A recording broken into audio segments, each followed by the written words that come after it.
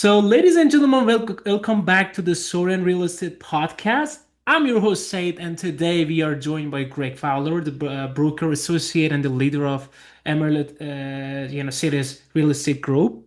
And I think he's in Texas and Utah. Greg works with buyers, sellers, investor, property owners, and families navigating, uh, you know, real estate stuff. His background includes residential real estate, luxury real estate, property management, investment conclusion, and helping clients through major real estate decisions. So, what makes Greg really special is that he brings both an analytical business background and a people first approach to real estate. So today we are going to talk about Texas, specifically Texas and Utah market, how buyers and sellers should think right now, what investors needs to actually what investor needs to pay attention to, and how families can make better real estate decisions during major life transaction.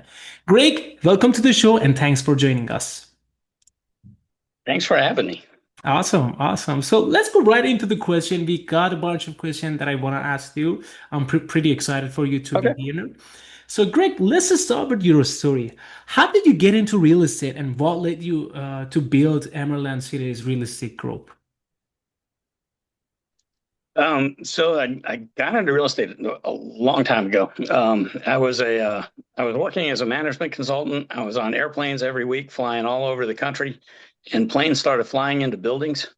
And all of a sudden, I said, what can I do that might be a little bit more local than what I'm doing right now? So I went to real estate school at the tail end of 2001 and Mhm. started into a residential practice right at the beginning of 2002. Awesome, that's great. That's And kind of how that, I got here. yeah, that's I. Yeah, It has been actually a pretty long journey, isn't it? yeah, it has been. And then right after that, I had one of the other guys that I worked for at that consulting firm left, and he got into commercial real estate without a real estate license. They were just looking for an operations person that understood the full life cycle of a Mhm. product. This one being retail stores mostly. And so he called me and said, "Hey, do you want to go to dinner? I need to find somebody that has got an MBA consulting experience and a real estate license." Mm. And I asked him how many of those people he knew, and he said, "I just need to know one. Come have dinner with me." So I found myself working for the Staubach company, and my childhood hero Roger Staubach, and got to meet him on several occasions. That was fun, and played in the commercial markets from 2002 to 2008, and had a blast. Found myself back on airplanes again, flying all over the country, anywhere but here. I did a lot of work in Florida. I did a lot of work on the West Coast, and just a little bit in the Northeast, and then my kids got to be high school aged. So I was like, I need to be home and be dad. And Yeah. again, I looked at it and said, what can I do that is local? And I said, I am an exam away from being a broker. I just start my own company. And Broker. so I modeled everything off of 2007 numbers. And Hmm. in May of 2008, I launched a company that would become Emerald City's real Emerald. estate group. We started out as Lake Highlands Properties because that was my backyard. And Dallas is a little neighborhood in the kind of northeast part of the city of Dallas. And the all the numbers that I modeled, the number of sales that were happening in the market cut to a third of what they had been when I modeled the peak of the Yeah. market, and then found out the next time. I years later found the very first commission check that I got when I opened it. And I didn't realize it, but that commission check was dated January 8th, 2009. So from May to January, I sold zero properties, and felt like I was banging my head against the wall, and it was a rugged time. So Yeah. that was harder than this market, Mm. but this one's starting to remind me a lot of that market. Um, And then things started to pick up from there. I went through 2009 by myself, still just kind of sole practitioner in this little real estate company, and started building a little bit of business. And I was like, this is a lot harder than Yeah. things were. When I worked at the Staubach company, everybody loved Roger Staubach. So if I called them and said, I need something, and I'm from the Staubach company, they would call me back. Yeah. When I was calling homeowners, Good strategy. none of those people called me back. I was like, I, I think I need a brand that people recognize. Yeah. So I started shopping, and I went around and I found a really good match at Keller Williams. This has been a really super fit Yeah. for me, and the values that I have, the training systems that they have, it helped me build my business. And people ask me now about the splits that I pay to Keller Williams, and I was like, that's the best money I spend all year. Yeah. There's just a Best ton of investment. leverage in the system, so it's good. It's got a really positive return every single year. Yeah. Um, and I then brought Lake Highlands Properties into Keller Williams, and then I found myself growing way out of it. I mean, in fact, right now I tell people, if you shot the DFW market with a shotgun, just a map of it, you would see my market distribution. I, I'm all over the place. I love it, This year Greg. I have sold properties in Wiley on the east side of Dallas. I have sold in on the north side of Fort Worth and out in Weatherford, which is way west of Fort Worth, and so I've got the place surrounded this year.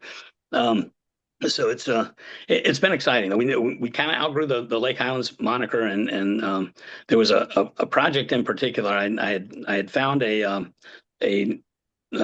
rendition of a sign that was red, and I needed it to be green. It had a skyline of downtown Dallas in the middle of it, and I'm not an artist, and so I found a starving college student who was an artist, and hired her to transform that from red to green so that all the Mhm. shades moved over and that it all looked pretty and that kind of stuff.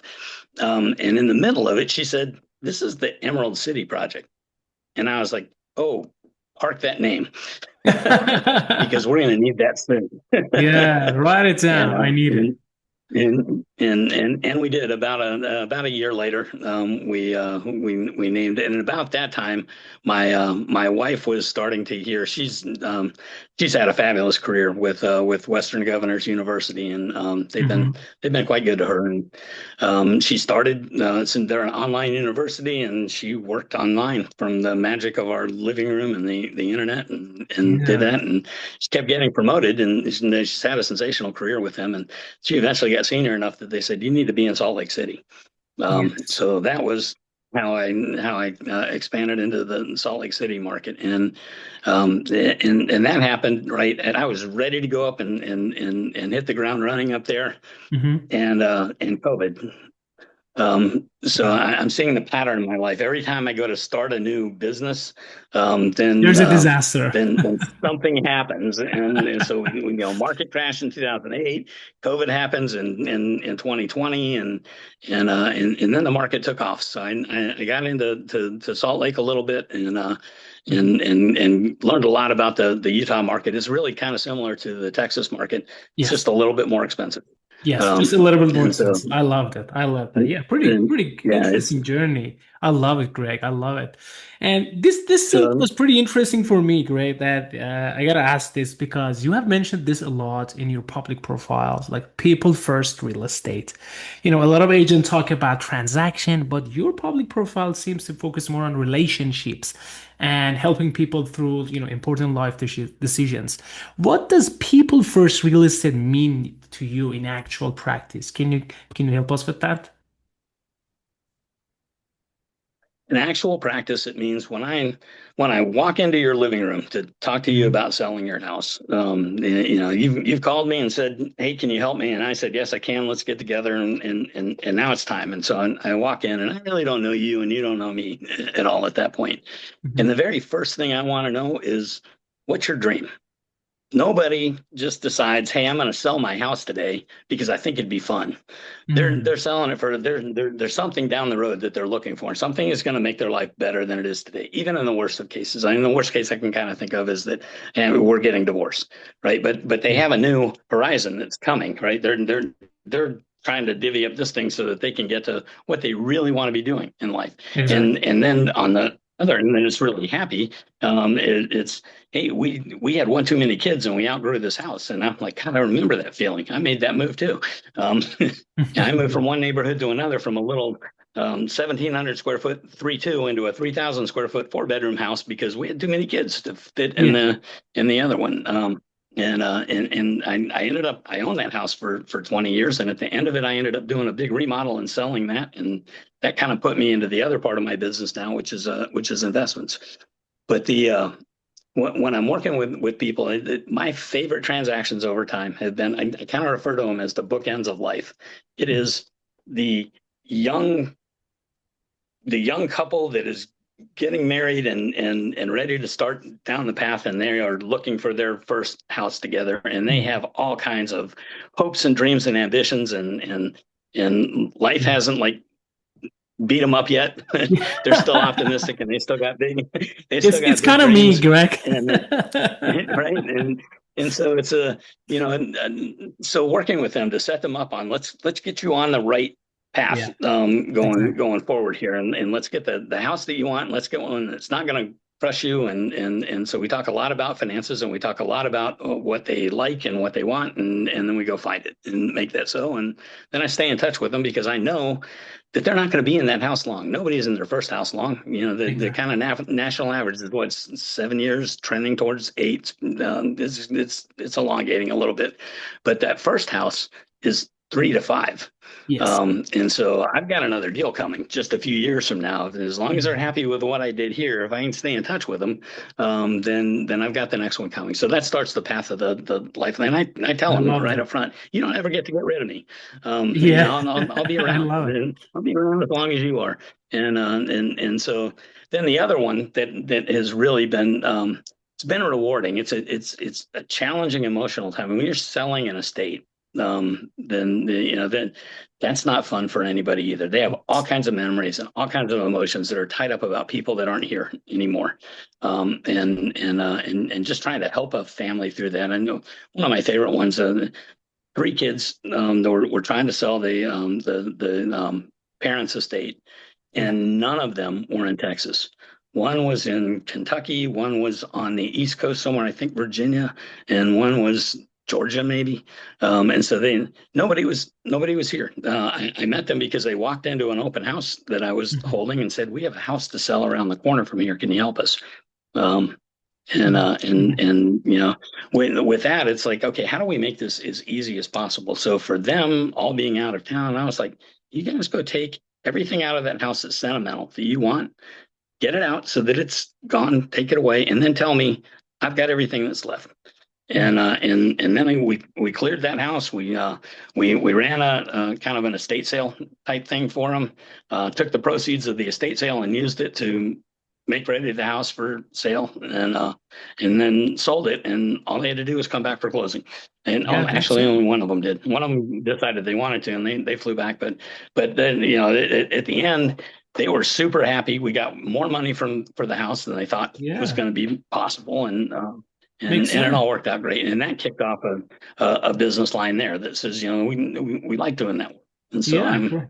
I'm constantly Exactly. seeking out partners with that. And how do I find the estate attorney that is going to be? I mean, he's the guy that knows first that the house is going to be sold. I was Yeah. like, you tell him to call me, and Yeah. we'll get it taken care of. Um, so Yeah, um, that's so actually that's that's been a that part of good the business. yeah, that's a very good point, Greg. Actually, I gotta tell you this. Look, you look at the people not just by transaction. You say, hey, they are like they are the first home buyers. They come to the house. They're going to in a couple of years they are going to sell it. So I will kind of put them. I will pay attention to them in a way that in a couple of years the first thing that they want to do is that they're going to call me back again. So that would be kind of, you're making them a forever client. That's if you call it in that way. So I love it. Very good strategy. Very good strategy. Let's go We to the did that. next I question. am Yeah, go okay. for it.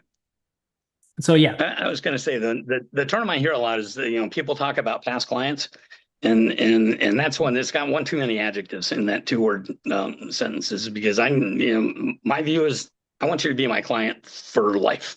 exactly. And I don't want any if it's a past client, that means I'm not working with you anymore, and Yeah, and that should never happen. And that got drilled into me when I was a management consultant. We would go engage with a company, and the idea was to never ever leave. It's like, how do you find the next piece of work while you're in there and get that sold? And the equivalent of that in this business is to just stay in touch with the people, because they're going to have needs, and they're going to know exactly. people that have needs. Exactly. Uh, Love it. Love this strategy. Very good. Very good.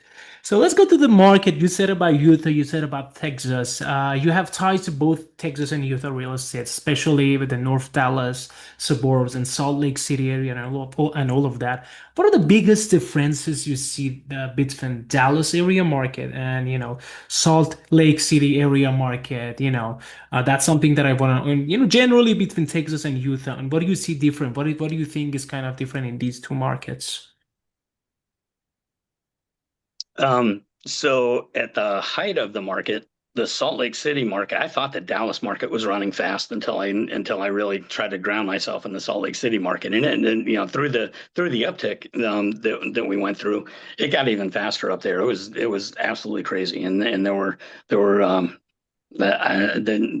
people were way over asking price for all of the Mhm, things, and there was just a ton of demand. Both markets have an inflow of people right now, and have continued to have an inflow of people. They're both growing. Um, mhm, and Dallas, I swear, is going to grow all the way to the Red River. We're just going to end up solid up to Oklahoma. Everything keeps moving out. The latest like boom area in North Texas is Sherman, which is sitting just south of Oklahoma, and they've got all kinds of great stuff going on. As much as the economy is struggling, they're building new jobs, and they've had TI open a couple plants, and other companies open some stuff. Apple is doing some stuff up there. They're building a new hospital. There's lots of economic energy in that market. So you'll find little pockets right now, even though the rest of the economy is struggling a bit. Um, Utah, when things slow down, they slowed down a lot faster up there than Texas did. So Texas was a little bit more stable going through the transition from the really hot market to the not so hot market. And I think that pricing has been more stable in Texas than it has got been it. in Utah. Yeah, Um, got it. Got it. so Yeah, yeah. So now that's the kind other of the part is difference. that Yeah. The first part is their price. The market second part? elevated. Yeah, and what it's just how much it swung. They had a much faster run up, and so it was um, properties were valued higher there by, I don't know, 30% or so, Mhm, maybe a little bit more than that. Um, and then as they came down a little bit harder than Texas did. They came down quicker and then kind of leveled out. So, and I think both markets are looking back up again. Um, mhm. if we can keep from doing crazy international things like, I don't know, starting wars and having gas prices inflate and interest rates stay high, I think people are ready to come back into the real estate market. And every time we're right on the edge of that, there's been another thing that's Yeah. happened. So Yeah. um, Cool. Awesome. Got it. Got it. Thank you and so much, Greg. I love the answer. So let's talk about the pricing reality. I see a lot of agents talk about this actually, Greg. A lot of seller still want yesterday price in today's market because apparently, memories are now a part of kind of appraisals. So how do you help a seller understand realistic pricing without making them feel you're undervaluing their home? This is something that a lot of agents are struggling, and I wanted to kind of see your approach. What do you say to them? What do you think you should say to them? What is your strategy about this part? so my strategy now is the same as it was in the 2008 Mhm, downturn. And that's where I learned this. And quite honest, I would go into a listing appointment, and I would bring in what looked to me to be the very real numbers of, this is where you're going to sell. And in that market, like this market, they thought they were worth more than they really are. It's, sellers always think that. It doesn't matter if the market's good or bad or whatever. The seller always thinks that his house is worth more, and the buyer always thinks it's worth a little bit less, and the appraiser is probably somewhere in the middle. Um, Yeah, so exactly. when I would go into there, I got I got tired of getting beat by people that would promise the sun, moon, and stars and then not be able to deliver it. And I was like, yeah, go list with that guy 30 days from now. You're going to be doing a price reduction and instead of selling your house. Yeah, Yeah. and you'll be trying to catch a market that is going away from you. And so what I decided was if they are that stuck on their price, then we should go do it.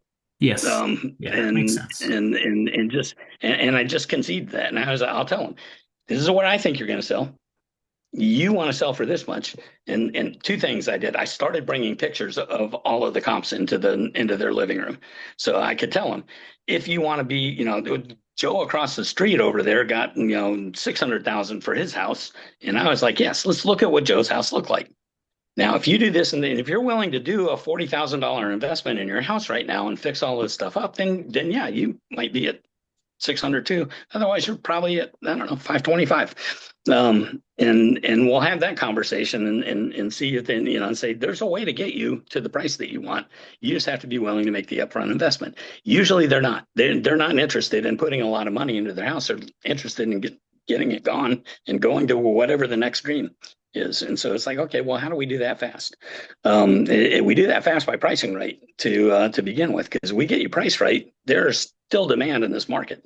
I've had properties go into to multiple offers, even in down markets, and it's just a matter of being right on the price, because you can attract more than one person Yeah, if you've got exactly.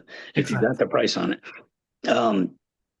So we have that conversation, and then at the end, they'll be stuck on their price still, and they'll say, "Yeah, but I understand all the stuff that you're saying, but I really think, okay, if you really think, let's go do that. But here's what I want you to promise me. Yeah. It's like we're going to measure.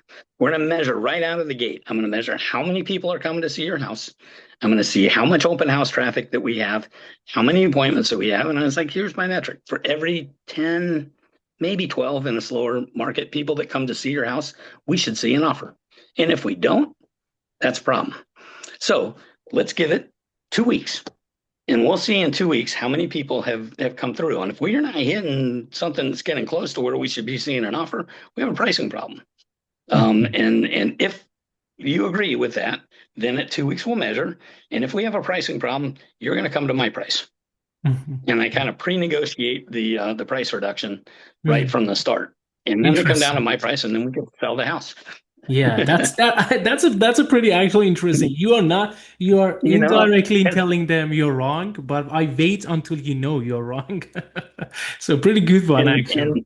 and yeah, and actually, when the market started going up, it worked the other way. It turned Yeah, out that they were right, and yeah, that can things were happen. outpacing the comps at that point, right? And so they'd say, "I want to put it here." And the first couple of times that happened, I was like, "All right, here's our deal," right? And Yeah. then boom, we'd sell, and I was like, "Wow, okay, that's great. What is going on out there?" So, Exactly. Like I'm the professional here, but I don't know what is going on. Why? How did you but I sell don't know what's it? going on, I get it. and where did all the Awesome. cash come from? Yeah, awesome. So, That's great. Cool. Let's go to the next question, Greg, because I'm kind of interested about this one. And something that is actually was pretty interesting for me, and one area that stood out to me is your work with estate-related real estate situation. So tell me, when a family is selling a home after a major life event, what makes that kind of transaction different from a normal sale? Like, do you think it would be in that way or not? So let us know. so I think the first thing is um, there's a lot more emotion in that sale Yeah, for than there sure. is, Yeah. and it's not happy emotion, Yes. right? Most of the time it's It's divorce. grief. Yeah. It's grief at the end of that, and it is not something that they're looking forward to doing. And there's so many memories in the house that they Yeah. have a hard time being there. I remember one client. I got through a referral from doing other estate work, and he called me and he said, "I own a house where my wife died 5 years ago, and I cannot go into the house to get it ready. Wow. And I was like, that's okay. We can do that for you. And I said, what's left in the house? And he goes, pretty much everything is out. There's a few things that are left there, but there's a couple bedrooms that don't have carpet in them, and there's some other things. And I said, we'll get that taken care of. Let me go look. And so I went and looked and made a list and said, these are the things that we have to do to get you sold reasonably to anybody that would be an owner occupant. And it's like, that's where you're going to get the most money. I said, we could sell it just as it is right now and do it really fast if you want to just make it go away. But if you want to try to get some more money out of it, we'll help you coordinate the improvement to it. And he never walked into the house again. I mean, we did all of it and walked through decisions with him and kind of made a project plan and a budget and all of that kind of stuff, and then executed it and then sold his house. And so there is I would like to say that there's a ton of profit in there. There's not. It's an intrinsic feel. It's the feel good for doing Yeah, that. I just help somebody. And now what happens from that is he tells everybody else around him the exactly. story of I what love that. just happened here. And Exactly. then the business comes in from a lot of other ways. So it's not that deal that I make money in, but I get all these other ones, and hopefully some of the other ones are easier than the one that you have to put that much investment into. Great. I But love yeah, what we you're do a doing. handful of those estate sales every year. Yeah, I love what you're doing. So humans are not mostly logical beings, they are emotional beings. And what you do is that in a time of the need, you're helping the people that are emotionally needs your help, and you do it for a low profit, and it's okay, you do it. But what happens is that they are going to be grateful and they're going to feel they are in your depth. So, and they're going to introduce you to everyone else, and you will create a marketing channel like a living, talking human being is your marketing channel, going out and telling everybody, hey, this guy is fantastic. You're looking to sell or buy anything in real estate, call this person. And guess what? 80%, like 65% of the closing are coming from referral deals.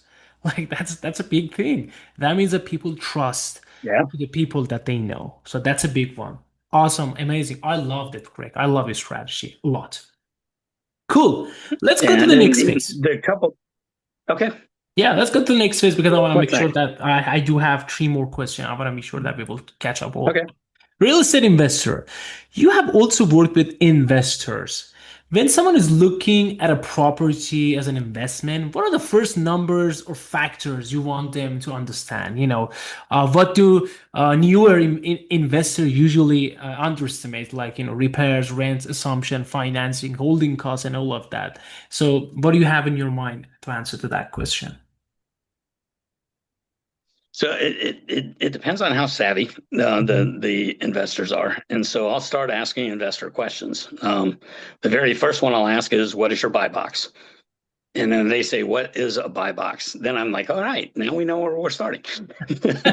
um, Good question. and, uh, and if they can answer that, then I'm like, all right, well, we've got somebody who's got a little bit more knowledge and maybe some history here. I'll start talking to them about what have you done in the past and what are you looking for and what are you comfortable dealing with in terms of the repair that you're going to put into the Yeah. property. And so my favorite story about this is this was probably I think it was it's late 2009 or early 2010, Uh-huh. somewhere right in that range. So the market is it's not in a good place. Yes. It's slow, slow, slow. And it's Saturday afternoon. I'm reclined in my recliner in my house watching college football probably, and I get a call that came off of an internet ad somewhere in Zillow, Trulio, Yahoo, whoever it was at that time. And he said, "Hey, Mhm. I want to go look at this house. Can you show me this house? I've got two buddies, and we want to be real estate investors, and we think that's a really great area." And I said, "Sure, okay." That's like, what else I got to do? I haven't had an appointment in 2 days. And, so I got out of my chair and I drove down and I took a look at the house that they wanted to buy, and I was like, "Oh no, no, no, no, not for these guys. They'll get crushed." And so the first thing is looking at the opportunity that's there Yeah. and saying, is that in the realm of what they are capable of doing? And this particular house was about to fall over. And I was like, the a first time investor, they'll lose their shirt on this because it just needs too much. It needed too much structural work. And then it was a two-story house, and I went up to the second story, and I looked out the window, and I am looking down directly on a like a tire store, used tire store. There are Yeah. tires just thrown all over this property. It is ugly, and that is what you see out of the windows of this house. Wow. And I'm like, okay, even it's not going to hit the top of the market because of what's right next to it. And so I didn't even let these guys go in the house. Yeah. I stopped them on the sidewalk as they got there and said, "Let's have a conversation about what you're doing, because this isn't it. I don't know what is it, but I know this one's not." This one is not. And so it's and so I told them all the ways that it was possible for them to lose money on this house, and I scared two of them away. And the third guy went away, and he called me about 2 days later, and he said, "Okay," he goes, "I work for the city. I make a modest salary of like 70,000 a year. I'm able to save just a little bit, and I've got $15,000 in the bank, and I want to be a real estate investor." And I said, "Okay." Now, at the time, in the south part of Dallas, there was a community where you could buy a whole Mhm. house for $25,000 because they were all in foreclosure in that market. It was one of the most economically challenged portions of the city. And so we started buying $25,000 houses. Bought the first one. He took out as much leverage as he could on the house. I think it was probably is either 75 or 80%. So all told, he had to pay his down payment, closing costs, and about $5,000 worth of repairs to the house, and got that covered. And then he had it appraised, and lo and behold, we stumbled on the Burr method without even knowing what this was. But he had it appraised. He took the extra equity he had, he pulled it out. We went and bought the next one. And over the course of the next 3 years, we acquired five properties. Four of them were houses. One of them was just an empty lot.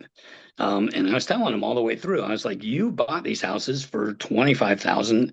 He was. I remember specifically the numbers on the first one. His PITI on that purchase was 350 a month.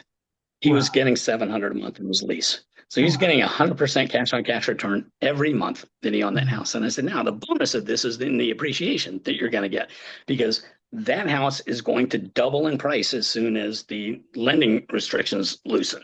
For sure. And he said, "Well, how do you know that?" I said, "Because they're paying you 700 for it. They don't care if they pay you or if they pay the bank.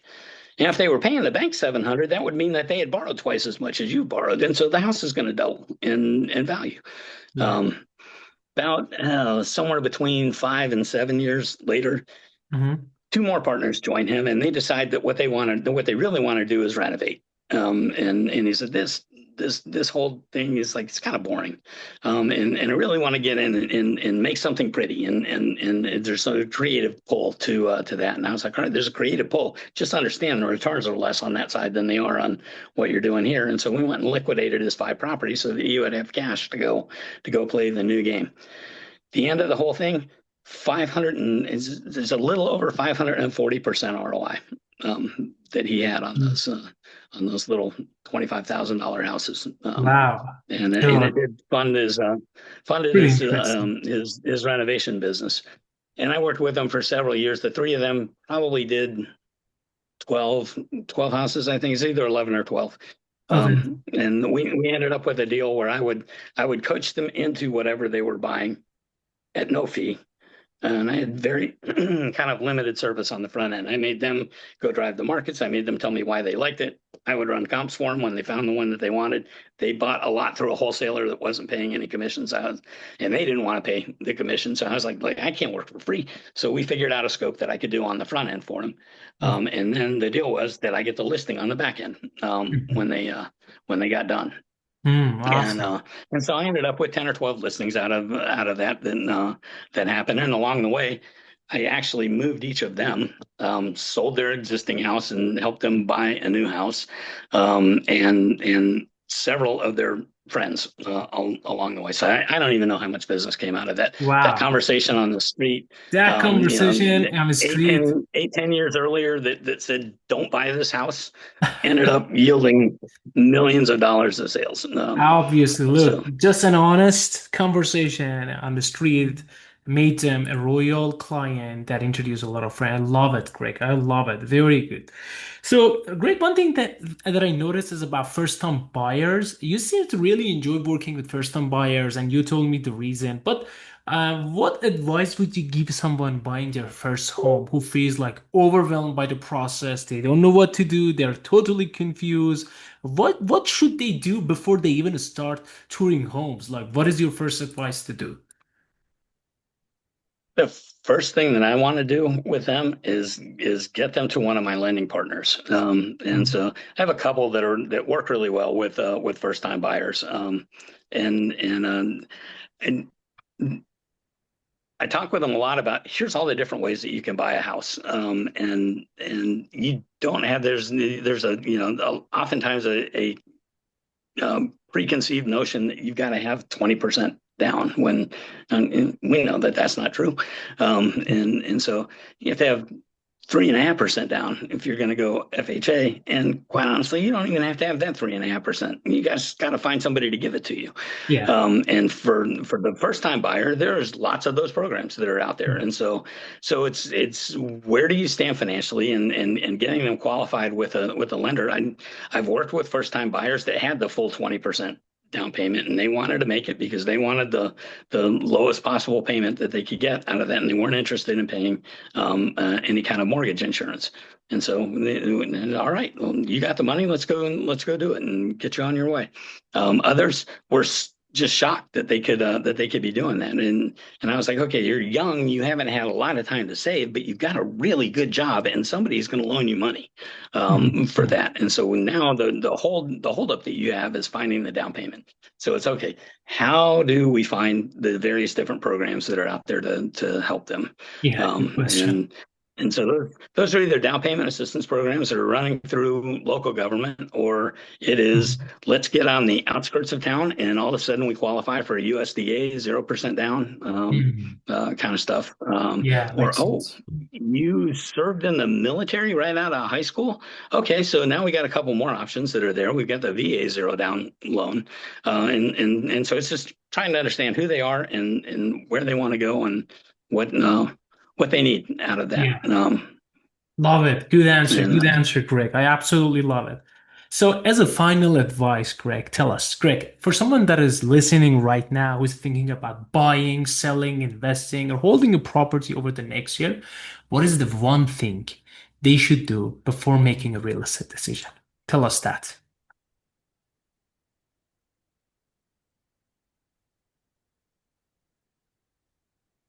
I think before making a real estate, and I've got a couple different answers on this. I don't know if I can get it to Sure. one, Yeah. but I'll try because it depends on the scenario. If they are trying to invest right now, then I would say really understand the very hyper local market that you're going into, because there are areas right now in the Dallas Fort Worth community. There are pockets of.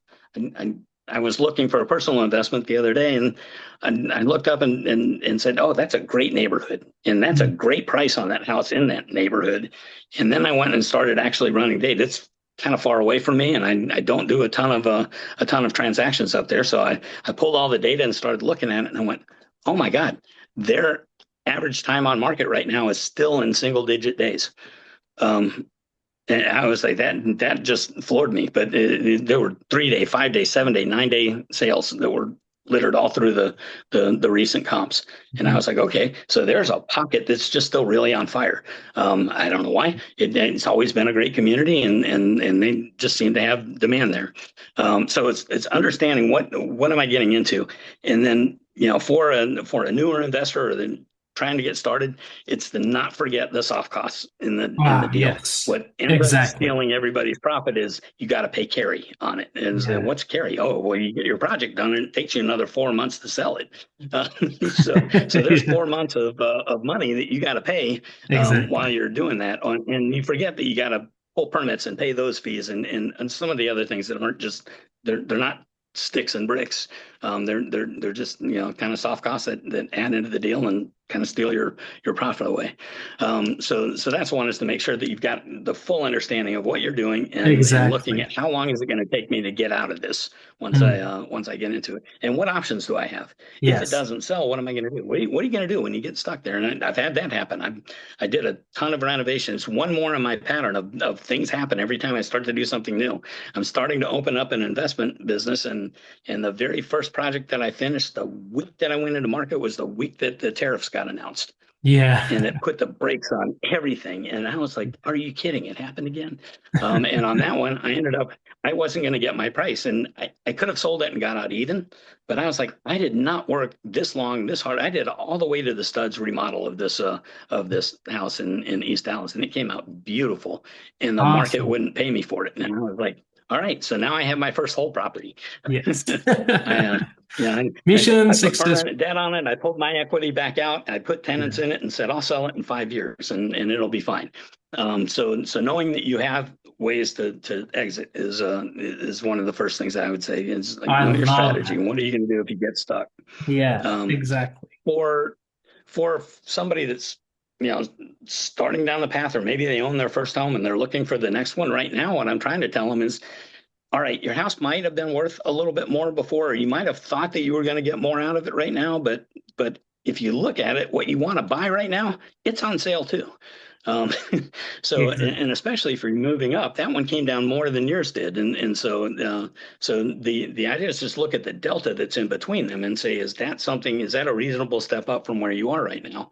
And even if you have to sell your house for a little bit less, you're going to buy a whole lot more for less than you would have in a market where there were multiple offers coming in, and people were getting well over the list price in what they were paying. So it's actually in Love many it. ways easier to do that right now. Yes, Um, exactly. I love it, Greg. I love it actually.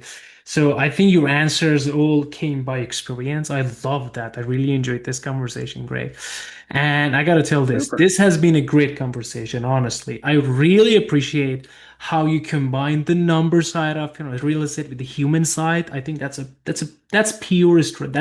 genius strategy, because buying or selling a home is rarely just a property.